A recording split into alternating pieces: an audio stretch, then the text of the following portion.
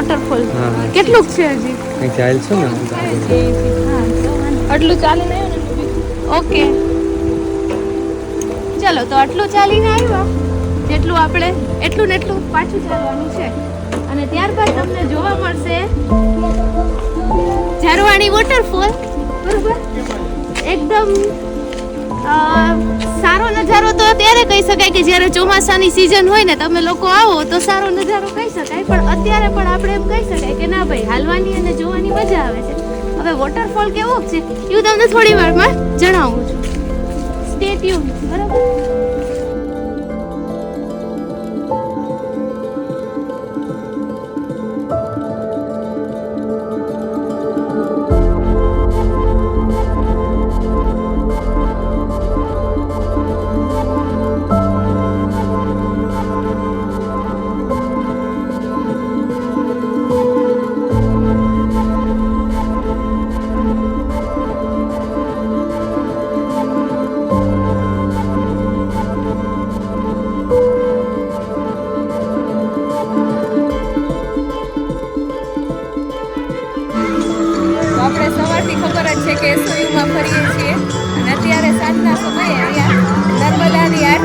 નર્મદા ઘાટ ઉપર તો આપણે અત્યારે ઘાટ ઉપર પહોંચી ગયા છે 7:45 આરતીનો સમય છે બરોબર તમે જોઈ શકો છો કે ઘાટને એકદમ લાઇટિંગથી અને મહાદેવના બધા જે બી સારા પોઝિટિવ સિમ્બોલ્સ છે બરોબર એનાથી લાઇટિંગથી આખું શણગારી દીધું છે ઘાટ અને પબ્લિકો પણ ઘણી ભેગી થઈ ગઈ છે બરોબર આપણે પણ આ આરતીનો લાભ લઈએ અને આ પાવન ધરતીને બરાબર એની જે પોઝિટિવ વાઇબ છે એને ફીલ કરવાનો એક મોકો આપણે પણ લઈએ ચલો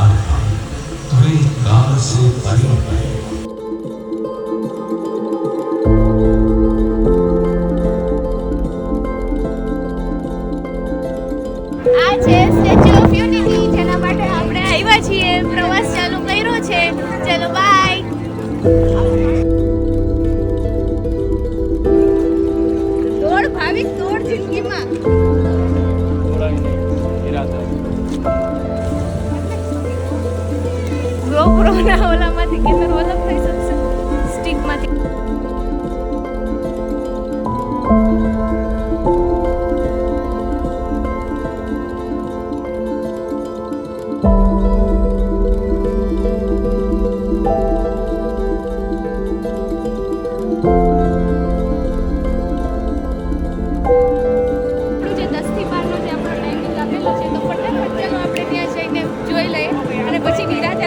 ગેલેરી પણ છે અહીંયા તો એ બધું આપણે પછી નિરાતે જોઈ લેશું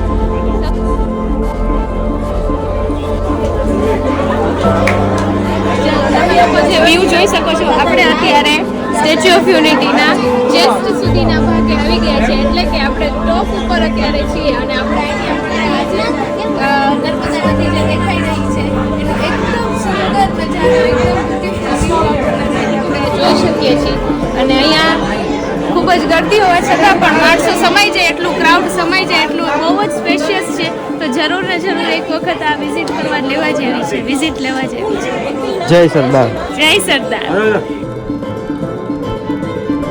रहती है जानने में कि हम कहाँ पहुँचे अभी हम सरदार साहब की चेस्ट लेवल पे पहुँचे स्टैच्यू ऑफ यूनिटी में सिर्फ यही पार्ट ओपन है बाकी सब कवर किया हुआ है यहाँ तक कि आपको आना है व्यूइंग गैलरी में पर यहाँ से आपको सरदार सरोवर डैम का व्यू पॉइंट देखना है जो कि सामने की साइड सरदार सरोवर डैम है उसके बाद आपको यहाँ से एग्जिट करना है दोनों साइड में स्टैच्यू ऑफ यूनिटी कैसे बना है स्ट्रक्चर ओपन है वो स्ट्रक्चर देखने के बाद आपको बैक साइड में जाना है बटरफ्लाई आगे 10 बटरफ्लाई गार्डन શું કહેવાય પેલું ડમી ઊભું કરેલું છે ડોમ ઊભું કરેલું છે બરાબર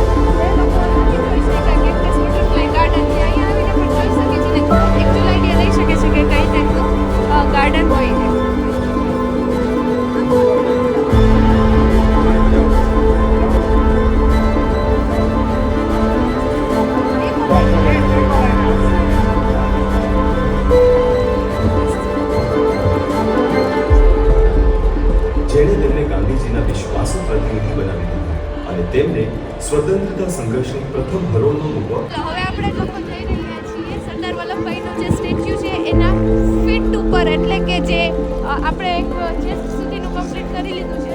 હવે અહીંથી આપણે રસ્તો જાય છે બરોબર, તે આપણને લઈ જશે ડાયરેક્ટ એમના ફીટ સુધીનું બરોબર, અને ત્યાંથી આપણે જોઈએ કે કેવો વ્યૂ આવી રહ્યો છે.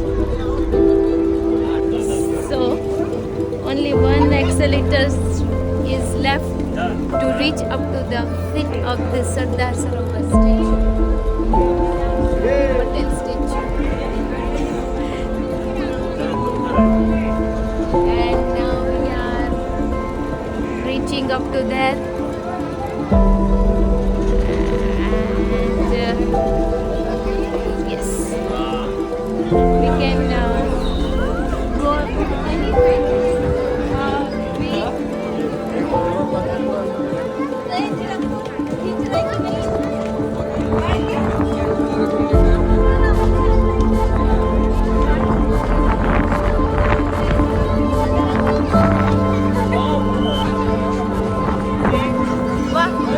કેટલી વિશાળ પ્રતિમા બનાવેલી છે, એકદમ મસ્ત બનાવેલી છે. ચલો આપણે સ્ટેચ્યુ ઓફ યુનિટી જોઈ લીધું છે બરોબર, અને હવે આપણે જઈ રહ્યા છીએ સફારી જોવા માટે, જે એકદમ મસ્ત અલગ અલગ કન્ટ્રીમાંથી બધા એનિમલ્સને લઈને ભેગી કરી છે. તો લેટ્સ સી, ચલો જોઈએ આપણે. Now next point is our safari.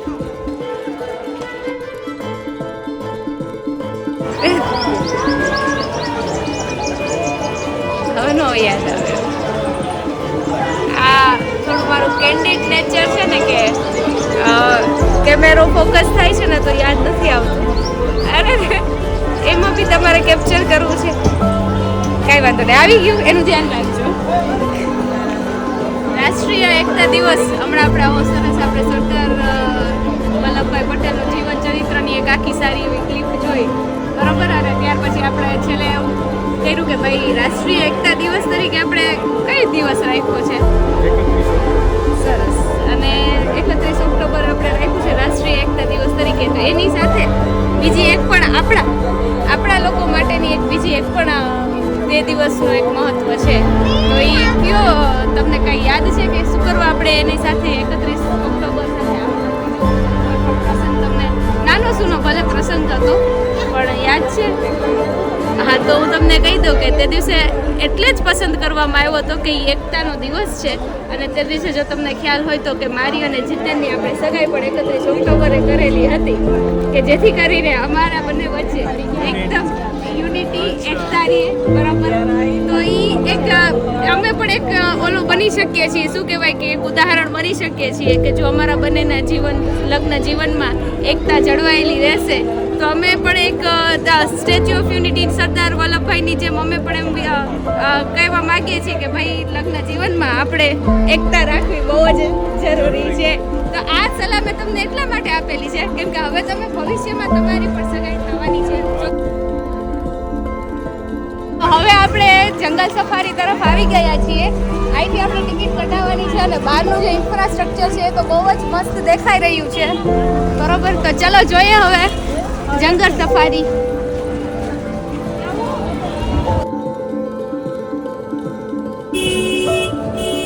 ચલો તો આપણે જંગલ સફારીની શરૂઆત થઈ ચૂકી છે.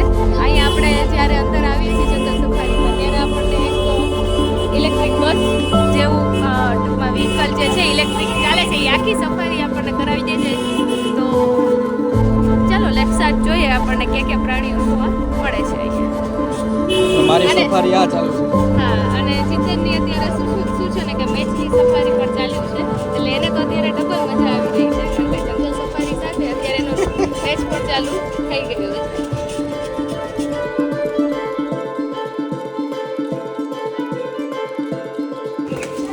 હવે આપણે પક્ષી નું જે કહેવાય ને અભયારણ્ય તો ન કહેવાય પણ ખબર નથી મને શું કહેવાય, પણ એના માટે હવે અત્યારે અહીંયા શું છે ને કે પક્ષીઓની વિવિધ જે પ્રજાતિઓ છે જાતિઓ છે એ આપણને અહીંયા જોવા મળશે. તો સૌથી પહેલું આવે છે છોટી નાની સિસોટી બતક, ઘણું બધું છે.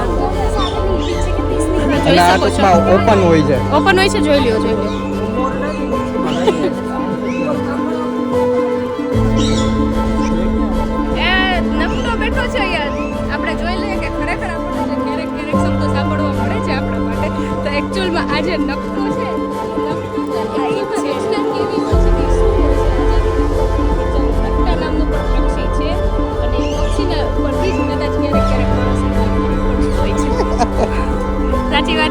બધાય ક્યારેક તો સાંભળેલું જ હતું.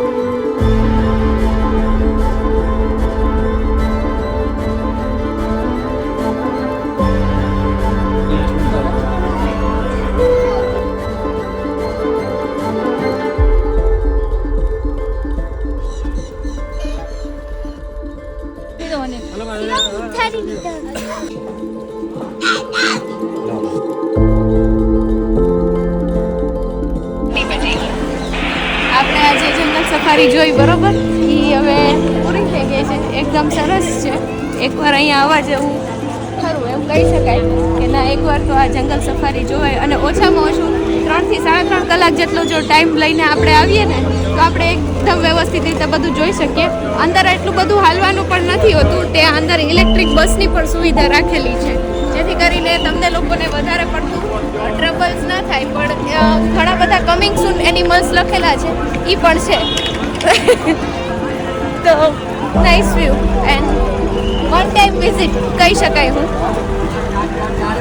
ચલો તો હવે આપણે આજે અત્યારે જે ઇવનિંગનો ટાઈમ છે એમાં આપણે લેસર શો જોવાનો છે. એકદમ આપણે જે સ્ટેચ્યુ જે છે એના ઉપર જ આખો લેસર શો થવાનો છે. અને આપણે જે ગ્રાઉન્ડમાંથી જોઈ રહ્યા છીએ હેલિપેડ ગ્રાઉન્ડમાંથી વ્યૂ જોવા માટે આવી ગયા છે.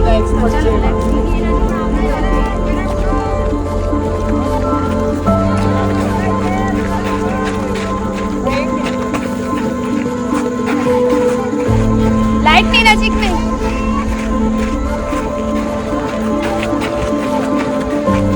આઈ થિંક આ બરોબર રહેશે.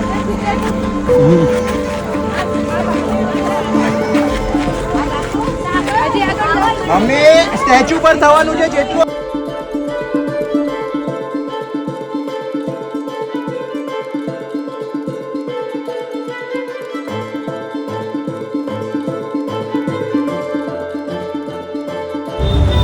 તમે આ જોઈ જ રહ્યા છો કે હું જગદીશની બહાર ઊભી છું બરોબર. તો હવે ખબર જ પડી ગઈ હશે કે હવે બરોડા આવી ગયા છીએ. બસ હવે બસનો વેઇટ કરીએ છીએ અને ફાઇનલી રાજકોટ પહોંચી જશું.